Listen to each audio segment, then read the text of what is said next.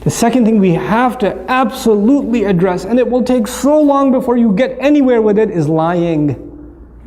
Lying, man. Kids lie. And they will convince themselves that they didn't. They will, I didn't say that, I didn't say it, I never said that. I swear, you said it to me. I was there. I didn't. I recorded it. Here's the video. I didn't say it. I swear I didn't. They'll watch the video and say I didn't do it. They did not. They somehow convinced themselves. You know why that happens? It happens because the first time they lied, and they actually admitted that they lied. Oh, ho, ho, ho, ho, ho, ho, ka'annahu yawmul qiyamati. Like, you lied in my house? So now, first you said, please tell me the truth. What did you actually say? And they finally said it, and then you came down with the axe. So the next time, like, I will take all of this. But once I admit that I lied, I know what comes next. You know, I am not doing that again. I am not admitting to this crime again. Because pleading guilty in this house does not work out for you.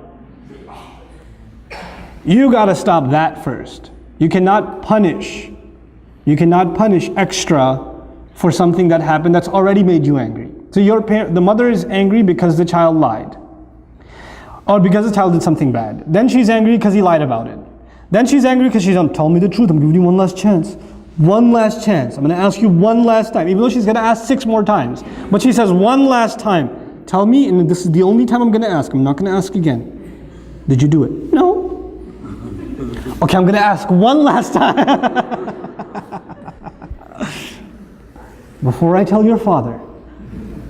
One more time. I didn't do it. I didn't do it. I didn't. And he'll go to bed. He'll cry. He'll wake up. I didn't do it. I didn't do it. He'll stick to it.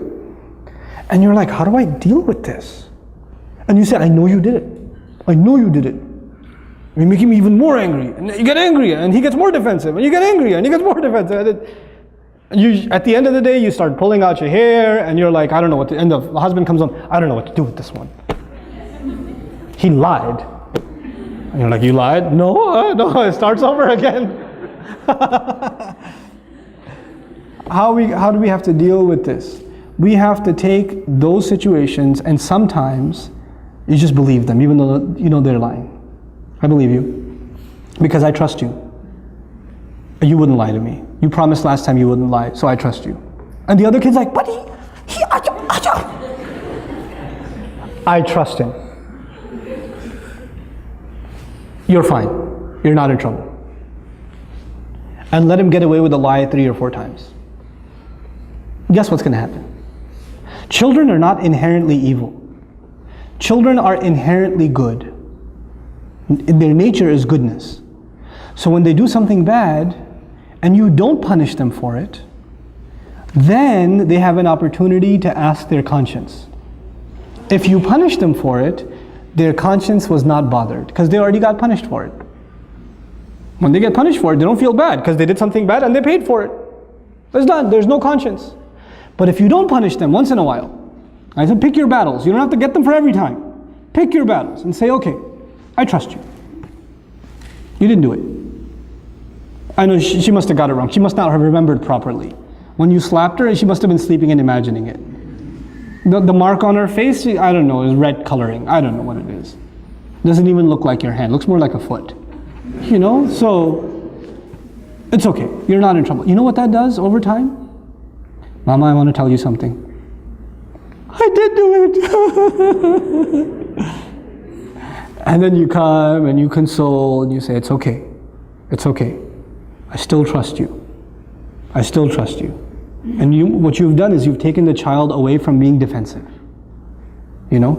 But it takes a little bit of long-term thinking to be able to do that. You won't be able to do that the first time. Like first, it's very hard to forgive those kinds of things, right? Especially if they hurt another child. If they wrong somebody else. It's hard. And you have to take that other child and take them to a corner and say, Beta, I know, I trust you too. I'm not angry at you either. And I know they did something wrong. But you don't have to be happy if they get punished. That's the other thing. One child gets happiness only when the other one gets punished. And they get so used to Abba. She pulled my ear the other day. They just came back from Scotland, my family.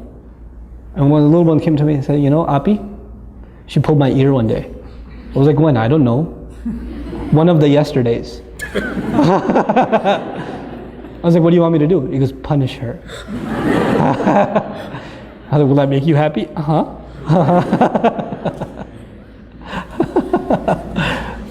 Sometimes kids do that. They get a kick out of the other one getting punished. They do. You don't want to create that either. With the little kids, with the 2-year-old, it's okay. You want to entertain them. So you bring the older one and you slap your own arm a couple of times and you tell her to say, ow. You know, and she says, ow, ow, it hurts. And then, you happy now, Walid? Yeah. That's cool. But with older kids, when they get happy when the other one gets punished, that's a problem. That's a punishable offense. That itself is a punishable offense. Why are you happy? What do you get out of that? You know? That's something we have to address with our children. So there are 2 things so far. Tantrums, lying. And lying, it's a long-term process. You don't get lying out of somebody's system right away. Especially because they don't even see it as lying anymore. They just see it as saving themselves. And kids, when they lie a lot, you know what happens? They actually start believing it themselves. They become better than any actor you have ever seen. They take on the role, boy.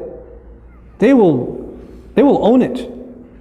And so you become extremely dumbfounded. Where do you even begin? Well, begin by not tackling it. Begin by disarming, taking the fear away. That's the second thing, right? So the third thing I wanted to highlight is when children are only happy, and I kind of alluded to this now, when children are only happy when the other one loses something, or when the other one got punished or something like that.